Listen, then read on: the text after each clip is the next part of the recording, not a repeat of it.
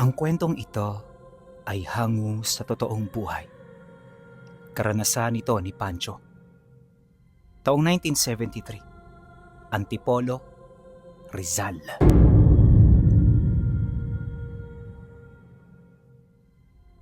Noong mga panahong ito, madalas bumaba ng bayan ang pamilya ni Pancho.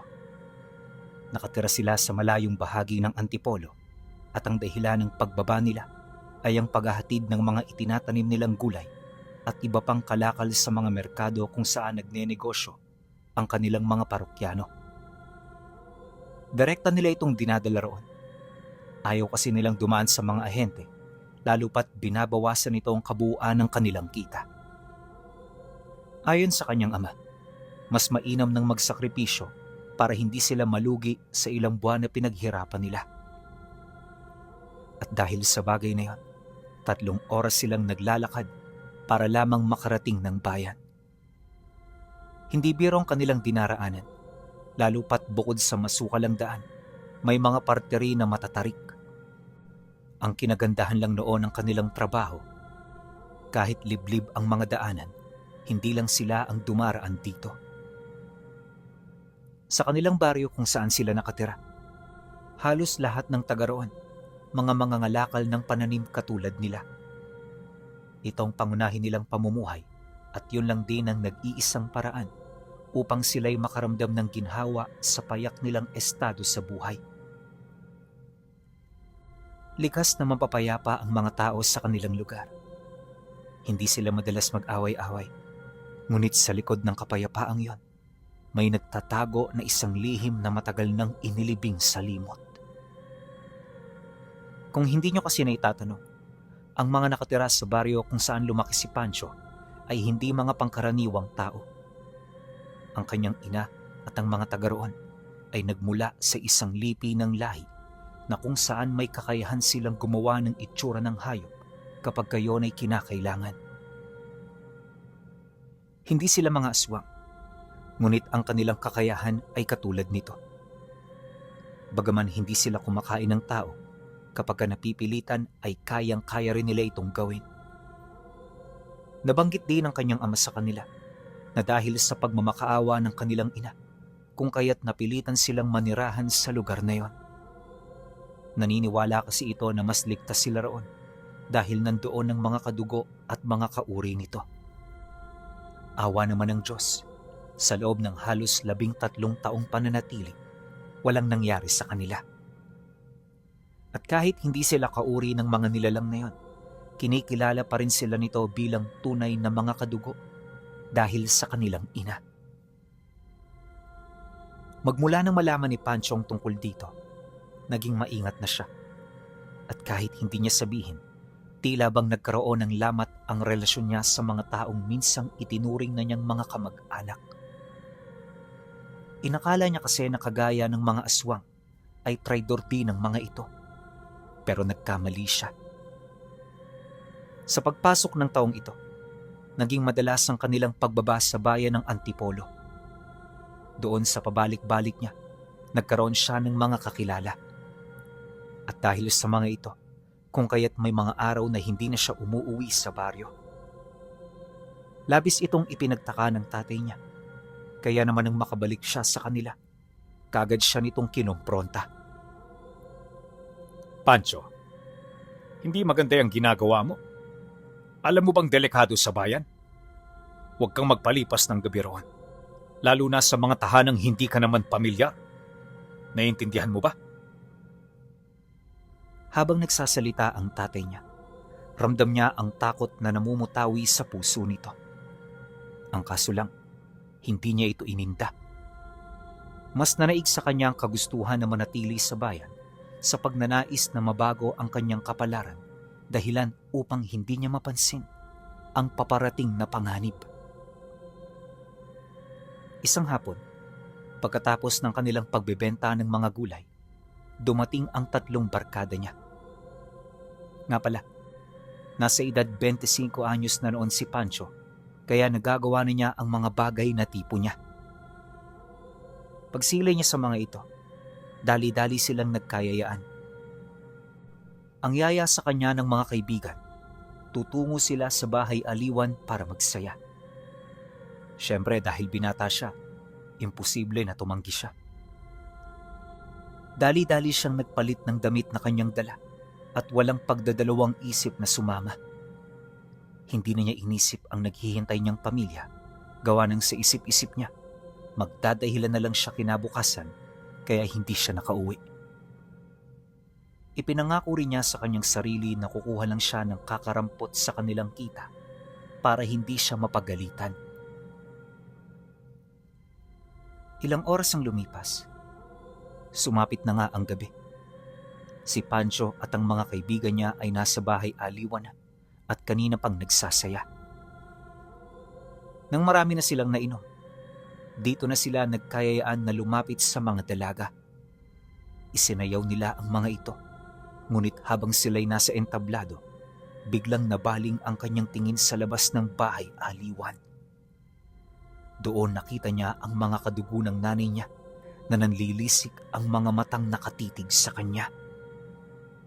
At kahit madilim ang lugar na yon, hindi niya maipagkakailang namumukaan niya ang mga ito. Kaya naman walang sabi-sabi, kaagad niya itong nilapitan. Nung magkaharap sila, di nagdalawang isip na magwika sa kanya ang dati niyang kaibigan ng, "Pancho, umuwi na tayo. Kanina ka pang hinahanap ng mga magulang mo." "Ha? Sabihin mo bukas pa ako uuwi. Itago niyo rin ang tungkol dito ha. Pag pinagalitan ako, may kalalagyan talaga kayo sa akin." Sa tono ng kanyang pananalita, mukhang hindi niya kinikilala ang kanyang kausap. Matapos nun, kaagad niya itong tinalikuran, ngunit di pa man siya nakakalayo. Nakita niya ang mga kaibigan niyang mabilis na naglalakad papalapit. Kinausap nito ang mga kababaryo niya. Pilit na tinatanong kung sino sila. Ngunit di pa man tapos sa pagsasalita ang isa. Laking gulat na lamang niya nang bigla itong hinawakan ng lalaking nagbigay ng babala sa kanya. Paghawak nito sa braso ng lasing niyang kaibigan, nakita niya kung papaano durugin ang kamay nito sa isang hawak lang. Halos maputol ang kamay ng kaibigan niya, gawa ng kitang-kita niya kung papaano lumiit ang kalamnan nito at madurog ang mga buto. Matapos ang pangyayaring yun, kaagad naman itong binitawan. Panay na ang pagsisigaw ng lalaki at hindi maipagkakaila na nawala na ang kalasingan nito, dulot ng matinding sakit na kanyang nalasap. Habang nagkakagulo, muling lumapit ang lalaking yun sa kanya, kasabay ng pagwika ng, "May pahintulot ang ginawa namin sa kanya. At kung hindi ka pa rin magtatanda, posibleng umabot ito sa kamatayan nila. Huwag mo kaming paglalaroan, Pancho, dahil hindi kami katulad ng mga ordinaryong taong iniisip mo." Pagkasambit nito ng mga kataga, kaagad naman itong umalis. Nang mawala na yun, dali-dali namang nilapitan ni Pancho ang kanyang kaibigan at sa halip na manatili sa bahay aliwan, nagpasya silang pumunta sa pinakamalapit na bahay pagamutan. Pagdating nila roon, inilahad ng doktor na kinakailangang baliin na ang braso nito dahil lahat ng ugat, buto at kalamnan nito ay kusa ng humihiwalay sa pinakakatawan. Hindi na yun kaya pang maibalik sa dati at ang pagputol na lamang ang tanging paraan para maiwasan ang anumang komplikasyon. Dahil sa pangyayari, nagdesisyon ng iba pa nilang mga kaibigan na ipatawag ang mga magulang ng biktima. Nang marinig ito ni Pancho, hindi na siya nangahaspa na manatili sa lugar na yon.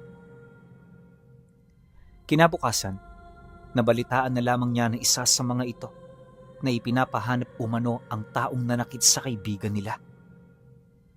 Maimpluwensyang pamilyang pinanggalingan nito, kaya alam niya na hindi yon nagsisinungaling. Balisa at pinagpapawisan ng malamig si Pancho habang binabagtas ang daan paakyat sa kanilang baryo. Wala na sa isip niya ang antok o pagod. Ang tanging naglalaro sa kanyang utak ay ang wangis ng kamay ng kanyang kaibigan na parang pinulbos na tuyong sanga at ang banta ng maimpluwensyang pamilya nito. Batid niyang hindi magsasayang ng oras ang pamilya ng biktima. Mayaman at koneksyon ng mga ito upang magbayad ng mga armadong mersenaryo. Ang kanyang kapusukan ay nagdala ng malaking banta, hindi lamang sa kanyang sariling pamilya, kundi sa buong lahi ng kanyang ina na tahimik na namumuhay sa itaas ng bundok. Hindi naglaon. Nang marating niya ang kanilang payak na tahanan, naabutan niya ang kanyang ama na naghihintay sa labas, may hawak na itak at puyat na puyat. "Patawarin niyo po ako, Tay. Kung hindi ko nagawang makauwi kagabi, may mga dahilan ho ako. Sana naman maunawaan ninyo." Hindi na kailangan ng mahabang paliwanagan. Sa isang tingin pa lamang sa nangangatal na katawan ng anak, alam na nito na may masamang nangyari. Tinawag nito ang kanyang ina at pagkatapos ay mabilis silang nag-empake ng mga mahalagang gamit. Ngunit bago pa man sila makalayo, isang matalim na huni ng ibon ang kanilang narinig, isang senyales na hindi na sila makakaalis. Pagkatapos ng huni, sinabayan nito ng pagsilay nila sa mag-asawang matandang nagsisilbing kapitan ng baryo nila.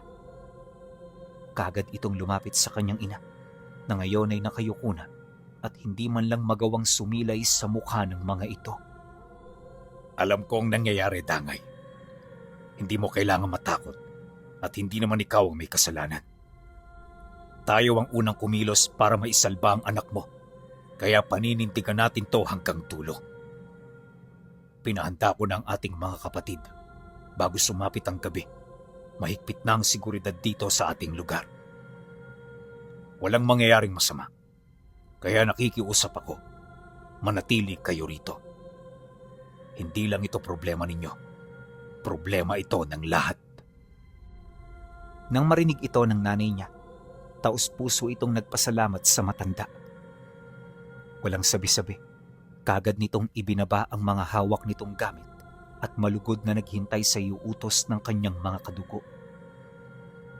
Dahil sa pangyayaring yan, walang nagawa ang kanilang pamilya kundi ang manatili. Kinakabahan man, napilitan si Pancho na sundin ang desisyon ng mga ito. Sa loob ng 2 gabi, sumama siya sa pagbabantay upang masiguro na ligtas ang kanilang lugar. Ngunit ang 2 gabi ay puno ng katahimikan. Animoy walang nagbabadyang panganib na paparating. Subalit ayon sa kanilang mga kasamahan, yon ang katahimikan bago sumapit ang daluyong ng unos. Pagsapit ng 3 gabi, napatunayan ang babala ng mga matatanda. Ang inaasahang daluyong ay dumating na. Mula sa itaas ng baryo, tanaw ni Pancho ang sunod-sunod na liwanag ng mga sulong papalapit. Naririnig na rin nila ang pag-uusap ng mga tao roon at ang kalansing ng mga bakal mula sa mga matataas na kalibre ng baril na kanilang daladala. Habang papalapit ang mga kalaban, nanatiling nakatago si Pancho at ang kanyang pamilya sa loob ng kanilang bahay kubo. Sa labas, nagsimula ng kumilos ang mga kadugo ng kanyang ina. Walang anumang ritual, walang sigawan, at walang anumang utos na binigkas. Kusang gumalaw ang buong pamayanan ng may iisang layunin, ang protektahan ang kanilang teritoryo. Ang mga estratehiya ng mga taga-baryo ay mabilis at tahimik. Kagad nilang pinaligiran ang daan.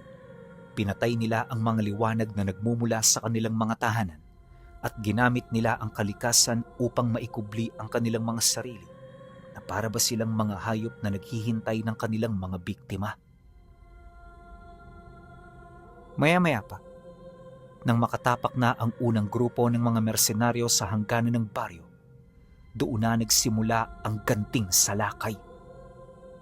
Sa isang iglap lang, ang hawak na ilaw ng nangungunang armadong lalaki ay biglang namatay kasabay ng isang mabilis na hagupit ng hangin.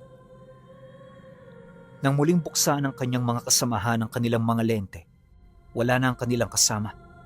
Tanging ang baril nito ang naiwan sa lupa. Binalot ng pagkalito ang mga mersenaryo. Nagkanya-kanya sila ng tutok ng baril sa kadiliman. Dahil sa takot, sunod-sunod na putok ang umalingaw-ngaw. Pinaulanan nila ang mga puno, damuhan at mga aninong inaakala nilang kalaban. Subalit walang tinamaan. Ang mga bala ay bumaon lamang sa mga puno at lupa. At mula sa siwang ng kanilang dingding, pinanood ni Pancho ang mga sumunod na nangyari. Hindi niya nakita ang eksaktong itsura ng mga taga-baryo. Walang detalyadong pagpapalit anyo na nasaksihan ng kanyang mga mata. Ang tanging nakita niya ay ang hindi maipaliwanag na bilis at lakas ng mga ito. Wala pang kalahating oras ang lumipas, gumuho ang buong hanay ng mga mersenaryo. Ang kanilang kumpiyansa ay napalitan ng matinding sindak. Hindi nila nauunawaan kung ano ang kanilang kinakalaban. Batid nila na hindi ito mga ordinaryong tao at malinaw na hindi uubra ang kanilang mga armas. Dahil sa sunod-sunod na pagkawala ng kanilang mga kasamahan at pagkasira ng kanilang mga kagamitan, nagdesisyon ng mga natitirang mga armadong lalaki na tumakas. Binitawan nila ang kanilang mga baril at nag-unahang tumakbo pababa ng bundok. Sa sobrang pagmamadali at takot, marami sa kanila ang nadadapa at nahuhulog sa mga matatarik na bahagi ng daan. Hinayaan naman silang makatakas ng mga taga-baryo na parabang sapat na ang ipinakitang lakas upang magsilbing babala na hindi kailanman magiging madaling biktima ang kanilang baryo. Nang sumikat ang araw, bumalik sa normalang tahimik na anyo ng baryo. Walang bangkay na naiwan, walang bakas ng dugo. Nilinis ng mga taga-roon ang buong kapaligiran bago pa man magliwanag. Inipon nila ang mga naiwang baril at kagamitan ng mga mersenaryo at itinago ito sa isang lihim na lugar kung saan tanging sila lamang ang nakakaalam. Batid nila na hindi pa roon magtatapos ang lahat at yon ang kanilang pinaghahandaan. Sa utos na rin ng kapitan, inutusan nito si Pancho na muling bumaba ng bundok, bitbit ang mga kalakal na kanilang naipon noong mga nagdaang araw. Pancho, iho, bumalik ka ulit ng bayan. Ibenta mo ito, pero sa pagkakataong ito, pakinggan mo ang mga pinag-uusapan ng mga tao. Magtanong ka sa iyo mga kaibigan at alamin mo kung anong sitwasyon ng ating mga kalaban. Sa pagkakataong ito, inaasahan ko na gagawin mo ang iyong trabaho. Tandaan mo, anuman ang gawin mong hindi ka nais-nais ay merong kabayaran. Hindi lang sa iyo, kundi pati na rin sa pamilya mo. Nang marinig niya ang sinabi nito, doon niya napansin ang nakakapanindak na titig ng matanda. Yun bang parang handa nitong patunayan ang lahat ng mga sinasabi niya? Kaya naman sa pagkakataong yun, ipinangako ni Pancho sa kanyang sarili na susundin niya ang lahat ng nais nitong mangyari. Pagbaba niya ng baryo, sumalubong sa kanya ang mga kaibigan niya. Sa estado ng mga ito, mukhang may nangyaring hindi maganda. At habang nagbebenta siya, dito niya nakausap ang isa. Ayon dito, galit na galit ang ama ng kanilang kaibigan. Umuwi kasi ang mga mersenaryong inutusan nito na halos mamatay-matay na sa takot.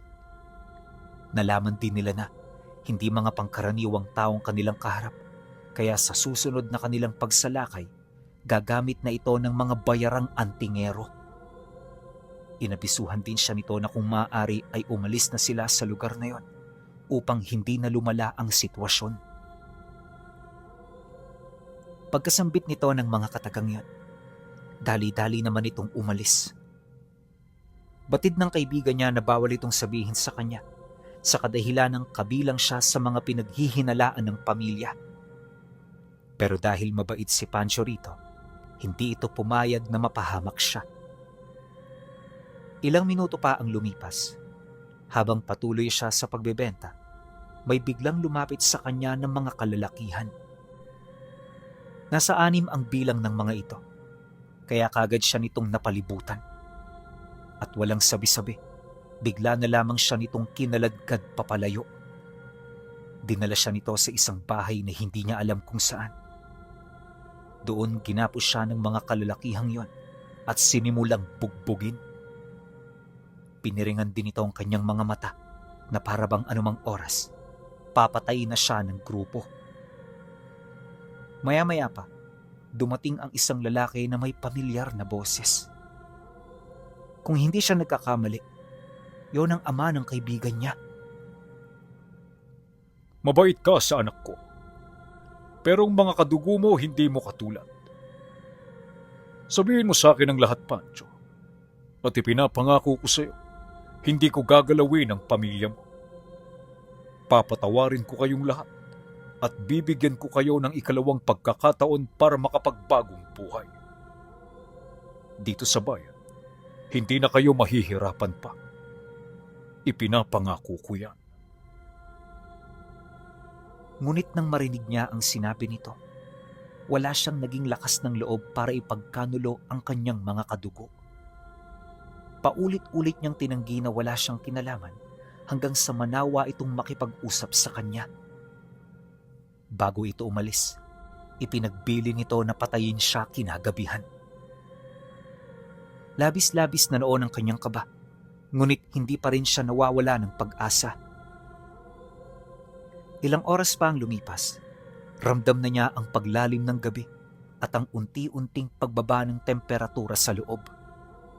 Ramdam niya ang magaspang na semento sa kanyang likuran at ang mahigpit na pagkakagapos ng lubid sa kanyang mga pulso at bukong-bukong. Sa kabila ng piring sa kanyang mga mata, malinaw niyang naririnig ang bawat kaluskos, pag-uusap at ang pagkasa ng mga baril ng mga tauhang inatasang tumapos sa kanyang buhay. Doon, tila bang naghihintay na lamang siya ng kanyang katapusan. Wala siyang sandata, walang sapat na lakas, at walang kakayahang lumaban. Subalit sa likod ng kanyang takot, may isang maliit na bahagi ng kanyang isipan ang kumakapit sa kakaibang katahimikang bumabalot sa paligid. Nang sumapit ang hating gabi, narinig ni Pancho ang mabibigat na yabag ng dalawang lalaki papalapit sa kanya. Rinig na rinig niya ang tunog ng bakal na kinakasa. Paglapit nito, kagad siyang hinawakan sa kwelyo at sapilitang itinayo. Yun na sana ang huling sandali ng kanyang buhay, ngunit biglang namatay ang kaisa-isang bumbilya na nagbibigay liwanag sa buong silid. At sa isang kisap mata, binalot sila ng ganap na kadiliman. Ang mga sumunod na segundo ay purong kalituhan. Narinig ni Pancho ang pagmumura ng mga gwardya na sinundan ng isang malakas na ihip ng hangin sa loob ng saradong kwarto. Wala siyang nakitang anino. Wala siyang narinig na ungol. Ang tanging umabot sa kanyang pandinig ay ang sunod-sunod na pagbagsak ng mga katawan sa sahig. Ni hindi man lang pumutok ang kanilang mga baril at para bang walang naging pagkakataon ng mga armado para manlaban. Matapos ang mga pangyayari, naramdaman niya ang malamig na talim na pumutol sa mga nakagapos na lubid sa kanyang mga paa at kamay. Tinanggal nito ang kanyang piring at doon bumungad sa kanya ang 3 figurang nakatayo sa dilim.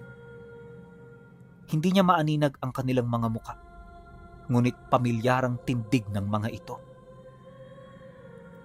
Walang salitang binitawan ang mga nagligtas sa kanya. Kagad siya nitong hinawakan sa braso at sa hindi maipaliwanag na bilis, inilabas siya sa gusaling yon pabalik sa kanilang baryo. Ligtas na nakabalik si Pancho bago pa man sumikat ang araw.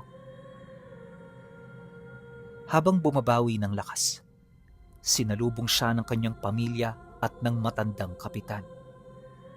Hindi na nagtanong ang matanda, tila batid na nito ang nangyari.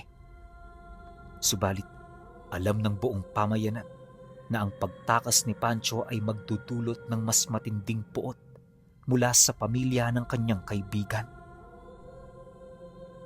Kinagabihan, natupad ang ibinulong ng kaibigan niya sa palengke. Ayon sa kanya, Hindi pa man lumalalim ang gabi, dumating ang ikalawang alon ng mga kalaban nila. Hindi na ito mga ordinaryong mersenaryo. Alam nila na ang mga paparating ay ang mga bayarang antingero. Malayo pa lang ang mga taong yon. Ramdam na ng mga kalahi ng kanyang ina ang tila bang pag-iba ng hangin. Batid nila na hindi magiging maganda ang mga mangyayari, kaya naman hindi na nila itinago ang kanilang mga lihim. Isa-isa silang nagsikumpulan sa liwasan ng baryo at doon sinimulan nila ang pagpapahid ng langis sa katawan. Habang ginagawa nila ito, sinasabayan nila ito ng pag-uusal at pagtingala sa bilugang buwan. Maya-maya pa, nang matapos na ang mga preparasyon, nagulat na lamang sila nang bigla itong magsiangil habang unti-unting bumabaluktot ang kanilang mga katawan. Mabilis silang tinubuan ng mahahaba at matatalas na balahibo at kasabay nito ang pag-usli ng kanilang mga nguso na parang aso. Ang iba sa kanila ay tinubuan ng sungay at lumaki ang katawan, habang ang iba naman ay lumiit at nagtaglay ng kakaibang bilis na hindi kayang masundan. Pagkatapos ng mga pangyayaring yan, kagad na sumugod ang mga nilalang. At dahil sa malayong pinangyarihan ng labanan sa kanilang baryo, tanging mga ungol na lamang at sigaw ang kanilang narinig. Nagtagal ito ng ilang minuto bago tuluyang bumalik ang katahimikan sa paligid. Hindi naglaon, nakita nila ang kanilang mga kadugo na naglalakad kasama ang mga kakilala nilang labis na napinsala. Pagdating ng kapitan sa liwasan, inilahad nito sa kanila na papatayin nito kinabukasan ang nag-utos sa grupong yun. Sa tindi kasi ng kasalanan nitong ginawa sa kanila, tanging kamatayan na lamang ang paraan upang kanila itong mapatawad. Nang marinig naman ni Pancho ang sinabi nito, napalunok lang naman siya ng laway. Hindi na siya nagsalita pa dahil alam na niyang hindi na magbabago ang desisyon ng matanda. Kinabukasan, hindi na hinintay ng kapitan ang pagsikat ng araw. Bago pa man magliwanag ang kalangitan, tahimik itong bumaba ng mag-isa. Walang nakakita sa kanyang pag-alis at wala ring nakapansin sa kanyang pagbalik. Pagsapit ng tanghali, kumalat ang balita sa buong bayan. Natagpo ang wala ng buhay ang ama ng kaibigan ni Pancho sa loob ng sarili nitong kwarto. Walang bakas ng sapilitang pagpasok sa kanilang mansyon. Walang baril na pumutok at walang anumang naiwang ebidensya. Ang tanging palatandaan lamang ay ang bakas ng 3 malalalim na kalmot sa dibdib nito na tumagos hanggang sa puso. Dahil sa nangyari, binalot ng matinding sindak ang naiwang pamilya ng biktima. Wala nang nagtangkang mag-imbestiga o maghiganti. Ang nakakabinging katahimikan mula sa maimpluwensyang angkan ang naging patunay na natapos na ang banta mula sa mga tao. Subalit, ang dugong dumanak at ang matinding enerhiyang pinakawala ng mga taga-baryo noong mga nakaraang gabi ay may ibang nagising. Isang mas malagim na panganib ang paparating. Isang linggo ang lumipas mula nang mamatay ang ama ng kanyang kaibigan. Napansin ni Pancho ang unti-unting pagbabago sa kapaligiran ng kanilang baryo. Ang malamig na simoy ng hangin sa gabi ay napalitan ng mainit at mabigat na singaw. Nawala ang huni ng mga insekto at ang mga asong gubat na karaniwang pagala-gala ay nagtago sa kani-kanilang mga lungga. Mula sa itaas ng mga puno, naamoy ng matandang kapitan ng isang pamilyar at nakakasulasok na sangsang. Hindi ito amoy ng mga ordinaryong tao o ng mga bayarang antingero. Ito ay amoy ng nabubulok na laman at tuyong dugo. Pagkaraan ng ilang araw, nag-usap-usap ang mga kadugo ng kanyang ina. Dito, binanggit ng mga itong patungkol sa lahi ng mga aswang na naramdaman nila. Ang grupong ito ay hindi nagmula sa Rizal. Sila ay mga pagala-galang nilalang na naakit sa amoy ng kapangyarihan. Hindi sila nagpunta roon upang maghanap ng makakain. Ang kanilang layunin ay mas malalim at mas mapanganib. Kinutuba ng kapitan na kaya pumasok ang mga ito sa kanilang teritoryo ay dahil sa kagustuhan nitong magnakaw ng abilidad. Nakasisiguro rin ito na gusto nitong makuha ang kanilang mga mutya upang magkaroon sila ng kakayahang makapagpalit ng anyo kahit sa katirikan ng araw. Ito marahil ang nagbigay sa kanila ng pagnanais at kagustuhan ng manghimasok sa kanilang lugar. Nang marinig ng kanyang ama ang sinabi nito, kaagad naman yung nagtanong ukol sa mga bagay na maaari nilang maitulong. Marami kayong maitutulong kahit wala kayong abilidad ng katulad ng sa amin. Nicolas, gusto kong bumaba kayo ng baryo. Ipagpatuloy niyo ang paghahatid ng mga kalakal. Pero pagdating niyo roon, magmasid-masid kayo. Hanapin niyo ang mga taong bago lang sa inyong paningin. Tuntunin niyo ang kanilang lokasyon at ipagbigay alam niyo ito sa amin. Nang marinig ito ng kanyang ama, kaagad naman itong tumango, hudyat ng pagsang-ayon. Kinabukasan, bumaba silang dalawa para maghatid ng mga kalakal. Ginawa nila ang kanilang plano ng palihim at doon ay nagtagumpay sila. Nakita nila ang mga dayo at nalaman nila ang estimang bilang ng mga ito. Mahigit sa 30 katao ang dumating sa bayan at sa estado ng mga ito, hindi nga malabo na sila'y nagbabalat kayo. Ang mga sumunod na araw ay naging mabilis at puno ng tensyon. Pagbalik ni Pancho at Nicolas sa baryo, hindi na sila nag-aksaya ng panahon. Kaagad nilang isinaysay sa matandang kapitan ng lahat ng kanilang nakita sa bayan. Malinaw ang kanilang ulat. Mahigit 30 dayo ang nagkalat sa palengke at sa mga kanto, nagpapanggap bilang mga ordinaryong magsasaka at mangangalakal. Subalit sa talas ng pakiramdam ng mag-ama, batid nilang ang mga ito'y ang mismong mga aswang na nagbabalat kayo, tahimik na nagmamasid at naghihintay ng tamang pagkakataon. Nang marinig ito ng kapitan, napagtanto nitong hindi pwedeng ipagsawalang bahala ang banta. Kung hahayaan nilang makaakyat ang mga nilalang sa kanilang lugar, tiyak na mauuwi ito sa isang madugong pagpatay sa mga walang kalaban-laban nilang kababaryo. Aminado ang matanda na di hamak na mas malakas sa kanila ang mga aswang. At upang maiwasan ang malawakang pagkasira, nagdesisyon ng matanda na unahan na ang mga kalaban. Palihim na tinipo ng kapitan ang kanyang 10 pinakamabibilis at pinakamalalakas na tauhan. Ang kanilang misyon ay bumaba ng bayan sa kalaliman ng gabi, salakayin ang pinagkukutaan ng mga dayo habang ang mga ito'y hindi nakahanda at tapusin ang panganib ng walang ingay. Pagsapit ng hating gabi, mabilis na naglaho ang grupo sa kakahuyan, baon ng tiwala ng buong pamayanan na sila ay magtatagumpay. Walang natulog sa baryo ng gabing yon. Nag-abang ang lahat sa pagbabalik ng mga mandirigma. Inasahan nilang bago sumikat ang araw, ay naroon na ang kanilang mga kadugo, dala ang balita ng tagumpay.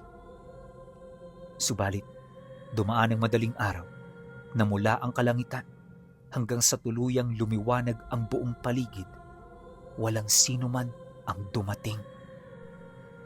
Dahil sa pangyayaring yon, unti-unting bumigat ang kapaligiran. Binalot ng pangamba ang mga naiwan. Hindi kailanman nangyari sa kanilang kasaysayan na ang kanilang mga mandirigma na nagtataglay ng pambihirang lakas at bilis ay maglalaho na parang bula. Hindi naglaon, nagpadala ng mga tagamanman ang kapitan sa kalapit na gubat.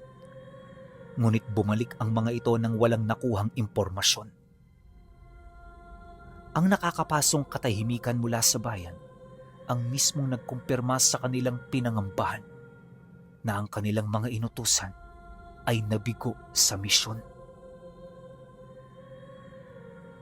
Lumipas pa ang 2 araw na puno ng takot at pag-aalinlangan hanggang sa isang hapon, habang nangunguha ng panggatong si Pancho malapit sa sapa, may narinig siyang kaluskos mula sa kakahuyan. Mula sa mga puno, lumabas ang isang pamilyar na figura. Ito ay isa sa mga tauhan ng kapitan na ipinadala sa bayan noong nakaraang gabi. Nang masipat niya ito, dali-dali siyang lumapit dito. Ngunit bago pa man siya makapagsalita, napansin niya ang kakaibang tigas sa tindig nito. Wala itong emosyon at tila hindi alintana ang matinding sikat ng araw na tumatama sa kanyang balat. At sa isang iglap, nasaksihan ni Pancho ang isang nakakagimbal na tagpo. Sa harap mismo niya, ang anyo ng kanilang kadugo ay unti-unting natunaw. Nag-iba ang hubog ng mukha nito, humaba ang mga braso, at napalitan ng isang dayong aswang na nakangisi ng nakakapangilabot. Hindi ito nasusunog o nanghihina sa katerikan ng araw. At ang mas nakakatakot, para bang lumalakas pa ito. Dahil sa pangyayaring yon, kagad siyang binalot ng matinding takot. Walang sabi-sabi, agad niyang binitawan ng mga dala niya at mabilis na tumakbo pabalik ng baryo na halos magkandadapa-dapa na. Nang makarating siya sa liwasan, hindi siya nag-alangan na isigaw ang kanyang nakita. Kagad itong pumukaw sa atensyon ng mga taga roon hanggang sa mapalibutan na siya ng mga ito. Pagkatapos humahangos na isinalaysay ni Pancho ang nakakagimbal niyang nasaksihan, bumalot ang nakakabinging katahimikan sa buong liwasan. Nakatitig lamang ang mga taga-baryo sa kanya, pilit na inuunawa ang bigat ng kanyang dalang balita. Subalit bago pa man makapagsalita ang matandang kapitan upang magbigay ng utos, isang malakas na kaluskos ang bumasag sa katahimikan mula sa direksyon ng sapa. Mula sa anino ng kakahuyan, humakbang palabas ang mismong nilalang na sumunod kay Pancho. Natahimik ang lahat. Ang dayong aswang na gamit pa rin ang nakaw na anyo ng isa sa kanilang mga mandirigma ay buong tapang na naglakad patungo sa gitna ng liwasan. Mag-isa lamang ito, subalit sa halip na magtago o tumakas nang makitang napapalibutan siya ng buong pamayanan, nanatili itong nakatayo. Walang bakas ng takot o pag-aalinlangan sa muka. At ang mas nakakakilabot pa, para sa mga taga roon, malaya itong nakabilad sa mainit na sikat ng araw, patunay na nakuha na nga nito ang kapangyarihan ng mutya. Dahil sa pangyayaring yon, kagad na nagbaba ng hudyat ang kapitan, dahilan para mabilis na sumugod ang 5 sa mga pinakamalalakas na bantay ng baryo. Sa unang pagsalpok pa lamang, doon nila nasaksihan ang nakakapanlumong katotohanan. Isang simpleng paghawi lamang ng aswang ang nagpatalsik sa 2 bantay. Ang bilis ng mga kadugo ni Pancho na dati ipinagmamalaki ng kanilang lahi ay madaling nasabayan ng kalaban. Pambihira ang pinagsamang uhaw sa dugo at ang sagradong abilidad na ninakaw mula sa 10 mandirigma. Walang pag-uusap na naganap. Puro ungol, kaluskos, at lagatok ng mga buto ang maririnig. Kahit pinagtutulungan na ito ng mahigit 10 kalalakihan, nagawa nitong pilayin at sugatan ng karamihan sa mga sumalakay. Tila hindi alintana ng aswang ang mga malalalim na hiwa at tama na natatamo. Kalaunan, nang mapagtanto ng kapitan na seryoso ang banta nitong dala, hindi na ito nagdalawang isip na makiisa. Gamit ang sariling lakas, gumawa ito ng napakalakas na atake. Sa pagkakataong ito, hindi na puwersa ang ginamit nila, kundi ang kanilang bilang. Pinalibutan nila ng mahigpit ang nilalang, sinabayan ng bawat mabilis na galaw nito, at unti-unting ginipit sa gitna hanggang sa mawalan nito ng buwelo. Sa isang mabilis at koordinadong atake mula sa lahat ng direksyon, tuluyang napabagsak ang nag-iisang aswang. Isang malakas na lagatok sa leeg ang tumapos sa nilalang hanggang sa tuluyan nitong bawian ng buhay sa gitna ng liwasan. Kaagad na dumanak ang dugo nito sa lupa, subalit ang tagumpay na yon ay hindi nagdulot ng ginhawa. Habang pinagmamasdan nila ang walang buhay na katawan ng kalaban na dahan-dahang natutunaw pabalik sa orihinal na anyo nitong aswang, isang mabigat na katotohanan ang bumagsak sa kanilang mga balikat.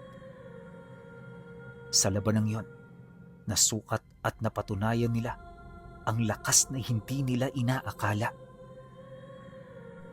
Kung ang nag-iisang aswang na ito ay kailangan pa ng halos buong puwersa ng baryo para mapabagsak, paano pa kayang mahigit 30 pang katulad nito na naghihintay sa ibaba? Wala nang panahong magluksa o matakot. Batid ng lahat ang tagumpay nila laban sa nag-iisang aswang ay panandalian lamang. Kung ang isang kalaban na may ninakaw na mutya ay halos umubos sa lakas ng kanilang pinakamagagaling na bantay, isang malinaw na pagkatalo ang magaganap kapag umakyat na ang mga natitira pa. At dahil dito binalot ng matinding tensyon ng liwasan. Wala nang oras para lumikas. Ang mga kalaban ay tiyak na nasa paanan ng bundok at nakatingin sa kanilang baryo. Sa gitna ng desperasyon, nagkatinginan ng matandang kapitan at ang iba pang mga nakatatanda sa kanilang lahi, kabilang ang ina ni Pancho. Walang anumang salitang namutawi, ngunit sa kanilang mga mata, nagkaintindihan sila. Merong isang huling paraan, isang sinaunang aral na matagal nang ibinaon sa limot dahil sa tindi ng kapalit nito. Ito ang sagradong ritual ng kanilang angkan, ang tanging hakbang upang bawiin ang likas na kapangyarihang ninakaw sa kanila at higitan pa ito. Mabilis na kumilos ang mga taga-baryo. Inilabas ng kapitan mula sa ilalim ng dambana ang isang lumang kaban na naglalaman ng mga sagradong punyal. Ang mga patalim nito ay hindi gawa sa ordinaryong bakal. Yari ito sa mga itim na bato at buto ng kanilang mga ninuno, pinaitim ng panahon at binasbasa ng mga nilalang ng bundok. Ipinamahagi ito sa lahat ng mga dugong kabilang sa kanilang lipi. Nang makita ni Pancho at ng kanyang ama ang ginagawa ng mga ito, pilit nilang pinigilan ang kanyang ina. Subalit isang malungkot, ngunit buong pusong ngiti lamang ang itinugo nito. Hinawakan ng kanyang ina ang kanilang mga kamay bilang huling pamamaalam bago sila pilit na inilayo ng ilang matatanda patungo sa gilid ng liwasan. Binalaan silang huwag makialam sapagkat ang ritual ay eksklusibo lamang para sa kanilang lahi at ang sinumang ordinaryong tao na humadlang ay tiyak na mapapahamak. Matapos nun, pumila ng pabilog ang lahat ng mga kadugo sa gitna ng liwasan, hawak ang mga punyal. Sabay-sabay silang tumingala sa kalangitan na ngayoy unti-unti nang binabalot ng makapal na ulap. Nagsimula silang umusal ng isang sinaunang dasal na umugong sa paligid, isang tunog na hindi maintindihan, ngunit nagdadala ng matinding kilabot at pagyanig. Pagbaba ng kamay ng kapitan, walang anumang pag-aatubili, sabay-sabay nilang itinarak ang mga sagradong punyal ng direkta sa kanilang mga sariling puso. Nang makita ito ni Pancho, hindi niya maiwasang mapahagulgol. Inaasahang babagsak ang dugoang katawan ng kanyang ina at ng mga itinuring niyang pamilya. Ngunit isang pambihirang kababalaghan ang naganap. Sa halip na mamatay, tila bang nilamon lang ng kanilang mga sugat ang punyal na tumarak sa kanilang mga dibdib. Ang dugong dumaloy mula sa kanilang mga puso ay hindi pumatak sa lupa. Sa halip tila naging apoy ito na mabilis na bumalot sa kanilang mga katawan. Ang ritual ay hindi isang simpleng pagkitil ng buhay. Hindi isang pagbasag sa kanilang mortal na sisidlan upang pakawala ng sinaunang enerhiya ng kanilang lahi. Maya-maya pa, nagliyab ang buong liwasan. At nang humupa ang liwanag, wala na ang mga ordinaryong anyo ng mga taga-baryo. Nabuhay sila bilang mga naglalakihang figura na nagtatago sa anino. Paglabas ng mga ito, bumungad sa kanilang mag-ama ang wangis ng mga itong hindi maintindihan. Para silang mga nilalang mula sa pinaka-nakakakilabot na bangungot ng tao. Malayo din sa normal na anyo, gawa ng ang kanilang mga wangis ay sadyang hindi kapani-paniwala. Isipin ninyo, may ilan sa kanila na walang mga mata, ngunit nagagawa pa rin itong makakita. Ang iba naman ay may kakayahang magpalabas ng mga buto sa kanilang mga katawan upang gawin nila itong sandata. Hindi na rin sila nakakaramdam ng sakit, pagod o takot. Nakamit nila ang pinakamataas at pinakamalalim na antas na kapangyarihan ng kanilang lahi, kapalit ng sarili nilang buhay at pagkakakilanlan. Makalipas pa ang ilang minuto, dito na sila nakarinig ng mga sigaw at atungal sa ibaba ng baryo, kasabay ng paghawi ng mga sanga ng puno na parabang may malakas na presensyang dumadaluyong. Nang makita nila ito, kagad naman silang nagsikalat. Bago sila tuluyang lumayo ng baryo, mariin nilang ipinagbilin sa mga naiwan na huwag lumabas anuman ang mangyari. Maghintay sila roon hanggang mag-umaga at huwag na nilang tangkain pang pagmasdan ang mga susunod na kaganapan.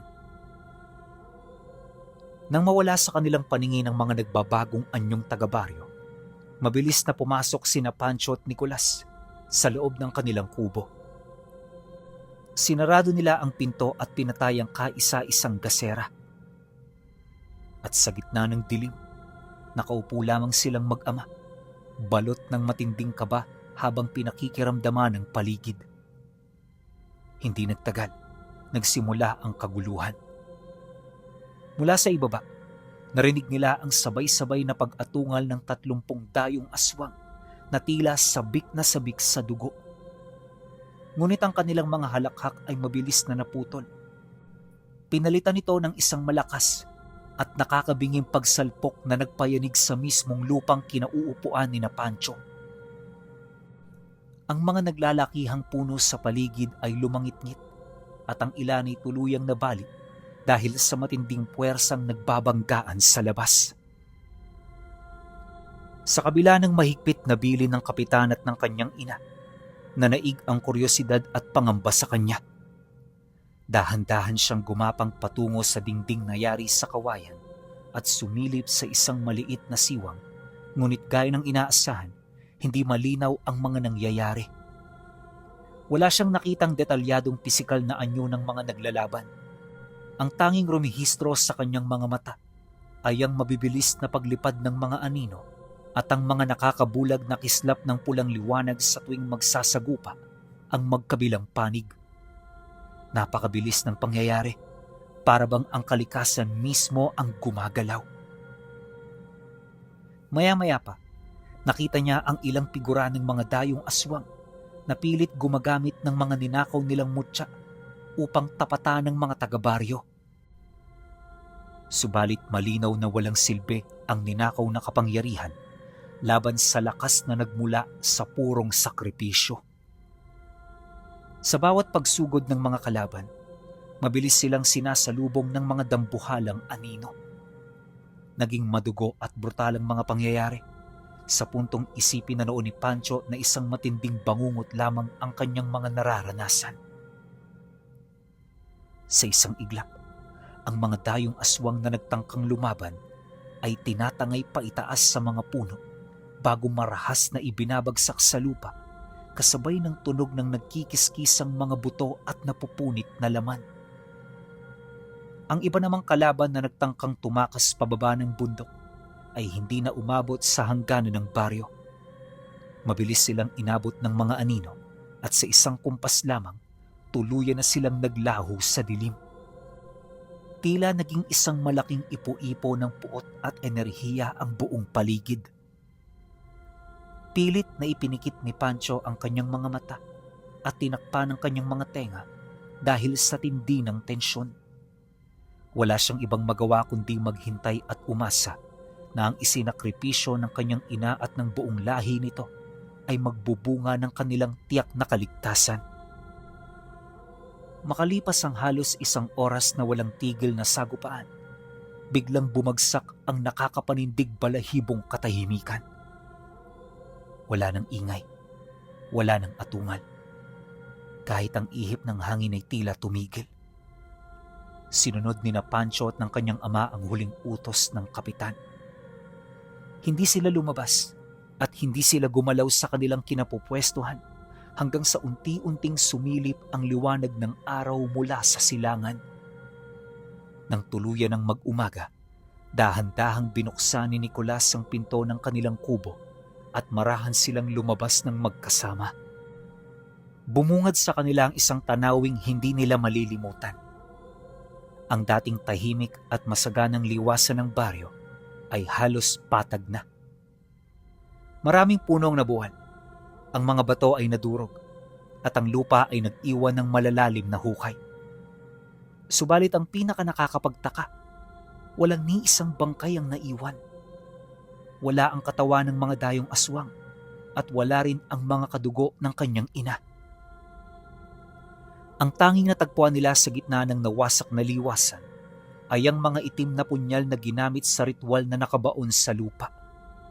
At sa tabi ng mga patalim, nakakalat ang mga mutya na nabawi mula sa mga dayong aswang. Nagpapatunay na nagtagumpay ang kanilang lahi sa paglipol sa banta. Matapos ang mga pangyayaring yan, isang mahaba at masalimuot na pighati at pagdadalamhati ang kanilang pinagdaanan. Matinding kalungkutan ang bumalot sa kanila sa puntong pakiramdam nila habang buhay na nila itong dadalhin. Inakala ni Pancho na magiging maayos na ang lahat pagkatapos nito, ngunit nagkamali siya. Isang araw, habang ang sikat ay tumatama sa kanilang kubo, bigla siyang kinausap ng kanyang ama na nooy nanlulumo pa rin ang mga mata kahit ilang linggo na ang nakalipas matapos pumanaw ang kanyang ina. Hindi ako papayag, anak, na hanggang dito na lang ang lahat. Hindi ito mangyayari sa atin, kundi dahil sa kamangmanga ng pamilya ng iyong kaibigan. Magbabayad sila. Sisiguraduhin kong magbabayad sila ng malaki. Nang marinig ni Pancho ang sinabi nito, kaagad naman niya yung pinaalalahanan at pinayuhan. Sinubukan niya itong kumbinsihin pero sa mga sandaling yon, parang naging sarado na ang pangunawa ng tatay niya. Hanggang sa isang araw, umalis na lang ito bigla.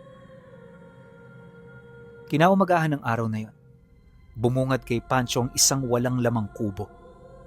Wala na ang mga natitirang gamit ng kanyang ama, maging ang itak na palagi nitong dala ay naglaho.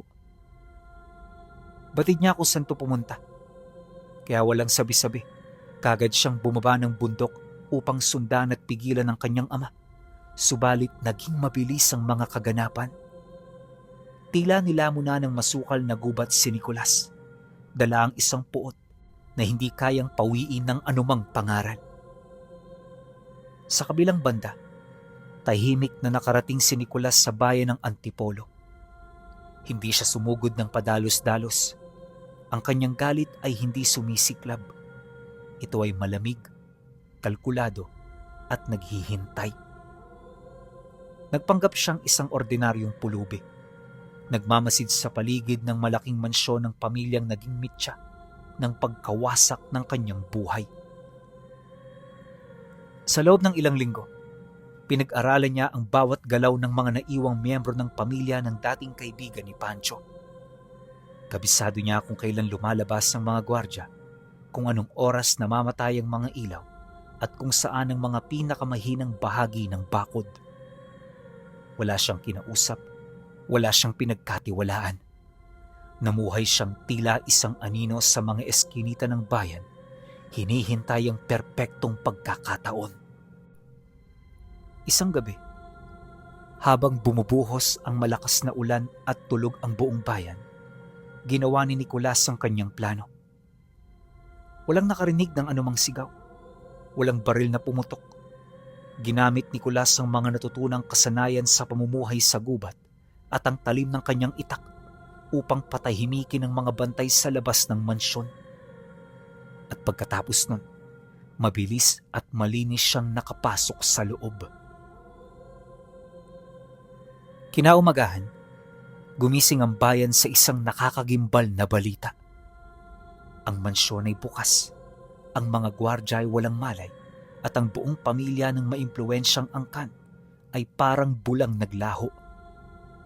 Walang natagpo ang bangkay at walang naiwang bakas ng dugo na magtuturo kung saan sila dinala. Tanging ang gulo sa loob ng kanilang mga kwarto ang nagpapatunay na may naganap na sapilitang pagdukot. Naging malawakan ang paghahanap ng mga otoridad. Kinamit ng mga kamag-anak ng biktima ang lahat ng kanilang yaman at koneksyon upang tugisin ang salarin, subalit tila naging isang multo si Nicolas. Nagtagal ang kanyang pagtatago ng halos 8 buwan. Naglipat-lipat siya sa mga liblib na bayan na malayo sa Antipolo at namuhay sa pinakasulok ng lipunan. Ngunit gaano man kagaling ang isang tao sa pag-iwas, hindi natutulog ang batas. Dahil sa isang pagkakamali sa pagbili ng rasyon sa isang pampublikong pamilihan sa malayong probinsya, namukhaan siya ng isang impormante. Isang gabi, pinalibutan ng mga armadong pulis ang isang inabandonang dampa kung saan siya nagkukuta. Hindi na nanlaban si Nicolas. Tahimik niyang itinaas ang kanyang mga kamay. Hawak ang isang blankong ekspresyon sa kanyang muka na tila ba natapos na niya ang kanyang tunay na misyon. Nang mabalitaan ni Pancho ang pagkaaresto sa kanyang ama, mabilis siyang nagtungo sa himpilan ng pulisya. Matagal na niyang tinanggap na hindi na mabubuo ang kanilang pamilya, ngunit bilang anak, nais niyang malaman kung bakit umabot sa ganito ang lahat. Bumungad sa kanya ang anyo ni Nicolas sa likod ng mga rehas. Payat na payat, malalim na ang mga mata, ngunit may kakaibang ngisi sa mga labi na nagpatayo sa balahibo niya. Walang bahid ng pagsisisi ang matanda at para bang natutuwa pa ito sa mga bagay na kanyang nagawa. Dito, sa isang mababang tinig na halos pabulong, isiniwalat ni Nicolas ang buong katotohanan. Inamin nito na hindi niya pinaslang ang pamilya sa loob ng mansyon. Buhay niya itong dinukot at isinakay sa isang inuupahang sasakyan patungo sa isang malayong lugar sa gilid ng bundok na hindi sakop ng kanilang dating baryo. Subalit, hindi niya ginawa yun upang itago sila. Sa mga buwan ng kanyang pagluluksa at pagmamanman, may nakilala siyang isang nilalang sa dilim, isa sa mga natirang dayong aswang na nakaligtas mula sa nangyaring digmaan sa kanilang baryo. Ang halimaw na iyon ay sugatan, nagugutom at nagtatago mula sa galit ng mga aninong tagabantay. Dala ng matinding uhaw sa paghihiganti, nakipagkasundo si Nicolas sa aswang. Ibinigay niya ang buong pamilyang kanyang dinukot bilang alay. Ipinakain niya ang mga ito ng buhay sa aswang, kapalit ng pangakong ang nilalang na yon ay hindi na kailanman babalik sa kanilang lugar upang gambalain ang kaluluwa ng kanyang asawa at ng kanilang mga kadugo. Pinanood ni Nicolas kung paano lamunin ng dilim at ng halimaw ang mga taong sumira sa kanilang buhay. Ginawa niya ito bilang katiyakan na ang bawat patak ng kanilang dugo ay magiging kabayaran sa pagkawala ng kanyang asawa. Alam mo anak, hindi naging madali para sa akin ang lahat. Pero ang nangyaring yon ay nagdulot ng kasiyahan sa puso ko. Mula ng araw na yon, tinanggap ko na ang lahat ng posibleng mangyayari sa akin. Wala na akong pakialam. Tapos na ang aking misyon. Hindi na rin ako umaasa pang makakabalik pa sa piling mo. Masakit to para sa akin. Ngunit kailangan ko tong tanggapin. Kaya Pancho anak, ipangako mo sa akin na sa paglisan mo rito, magkakaroon ka ng maayos at magandang buhay. Bilang ama mo, tandaan mo na wala akong ibang hiling sa mundong ito, kundi ang ikabubuti mo. Nang marinig niya ang salaysay na yun, tila gumuho ang mundo ni Pancho. Hindi na niya makilala ang lalaking nasa kanyang harapan. Ang kanyang ama na minsan ay naging marangal at payapang magsasaka, ay nilamon ng sarili nitong puot hanggang sa maging mas masahol pa ito sa mga halimaw na kanilang kinalaban. Matapos ang kanilang pag-uusap, mangiyak-ngiyak siyang umalis. Marahan siyang tumalikod na may mabibigat na hakbang papalabas ng kulungan at mula roon hindi na siya lumingon pa. Sa paglabas niya ng gusali, sinalubong siya ng nakakasilaw na sikat ng araw. Batid niyang ang hustisya ng tao ang hahatol sa kanyang ama at ang sumpa ng kadiliman ang tuluyang yayakap sa kaluluwa nito. Pinili ni Pancho na maglakad papalayo, dala ang matinding leksyon na kanyang nakaraan. Na minsan, ang pinaka nakakatakot na halimaw ay hindi ang mga nagpapalit anyo sa ilalim ng kabilugan ng buwan, kundi ang mga ordinaryong taong nagpapahintulot na lamunin ng galit ang kanilang mga puso. Makalipas ang ilang buwan mula nang iwan ni Panchong himpilan ng pulisya, namuhay siya sa isang tahimik at malayong lalawigan. Sinikap niyang ibaon sa limot ang masalimuot na nakaraan at itayo ang isang payak na pangalan para sa sarili. Subalit ang mga sugat ng kahapon ay hindi madaling hilumi ng panahon.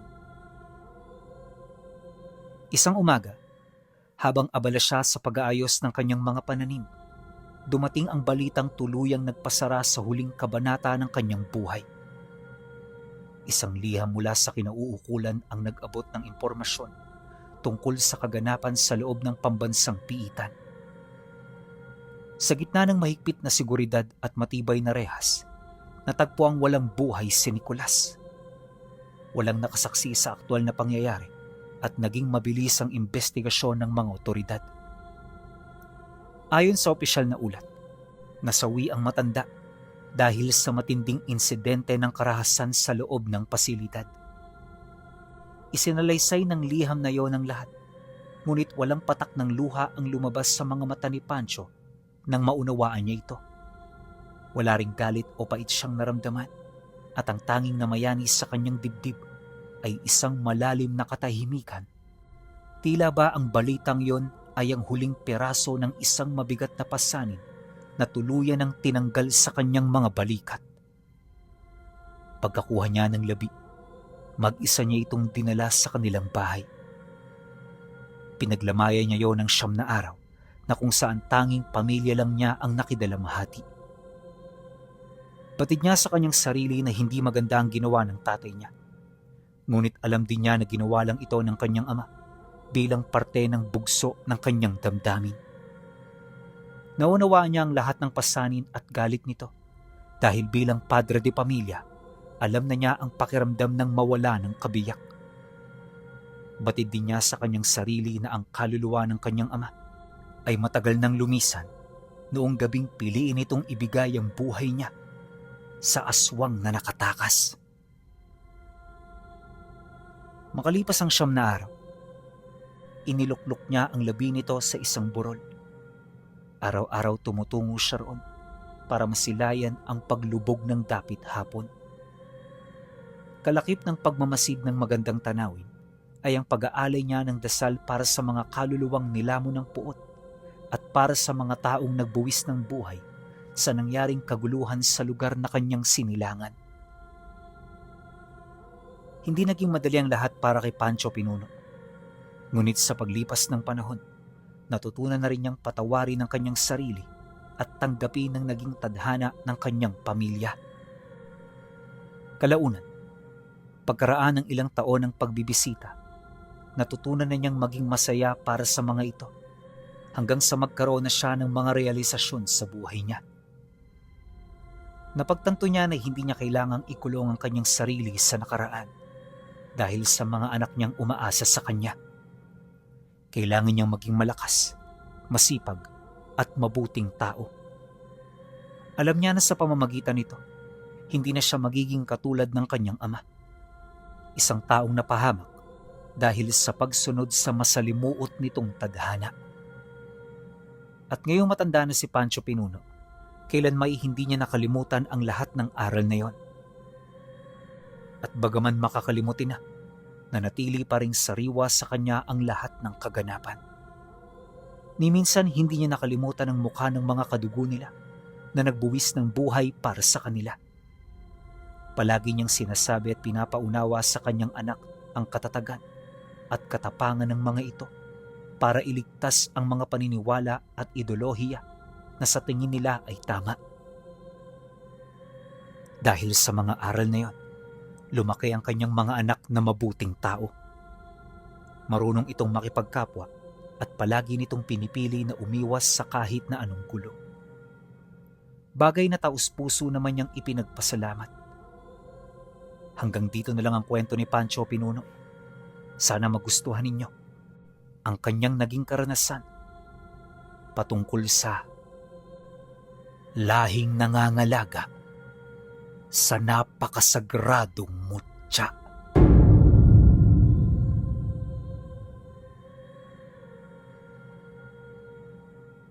Okay. Opinyon ko sa kwento na to. Alam nyo, sayang lang no. Kasi hindi nabanggit kung anong klase o kung anong uri ng mutya yung pinangangalagaan ng lahi nila Pancho, no? Maganda kasi kapag nabanggit yun kasi magkakaroon na naman tayo ng bagong idea o bagong kaalaman patungkol sa mutya na ito. Ulitin ko lang tao sila. Pero nakakapagpalit sila ng anyo kung kailan nila gusto. Kumbaga parang ito yung mga ninja sila kasi nakakagalaw sa dilim, nakakapagpalit ng anyo, tas nakakapanlin lang, di ba? Pero hindi sila aswang. Okay, yun yung pagkakaintindi ko sa kwento Pero kung pipiliin nilang kumain ng tao, pwede nilang gawin yun. Pero hindi nila nga ginagawa. Diba? Kaya nga sila nasindak din dun sa mga aswang na lulusob sa lugar nila Kasi nakuha ng mga yon yung mutya ng mga mandirigma. So, malaki yung posibilidad na maubos sila ron kung hindi ginawa ng kalahi ng nanay ni Pancho yung sakripisyo na yon. Pero overall, alam nyo, itong kwento na to, buong buo, tsaka siksik yung mga aral na makukuha natin. Especially yung padulo na. Yung sinabi ni Pancho na mas nakakatakot pa pala yung tao na nagpalamon sa galit yung puso. Diba? Alam nyo naman yan. Alam ko karamihan sa inyo na experience na rin yan. Na kapag yung dalang-dala na tayo ng galit natin, hindi na natin makontrol yung mga sarili natin. Paano pa kaya yung nangyari sa tatay niya? Kasi nga nawala yung nanay nila Nawala yung nanay niya. So para sa akin yun lang yun. Pero syempre kayo pa rin. Kung may opinion kayo sa kwentong ito, comment nyo lang sa baba. Yun lang. Hanggang sa susunod na kwento. Salamat. At nga pala, meron tayong picture nito dun ulit sa kabila. Merong picture to yung tungkol sa baryo o kung ano yung itsura ng baryo nila Pancho. Puntahan nyo na lang. Salamat.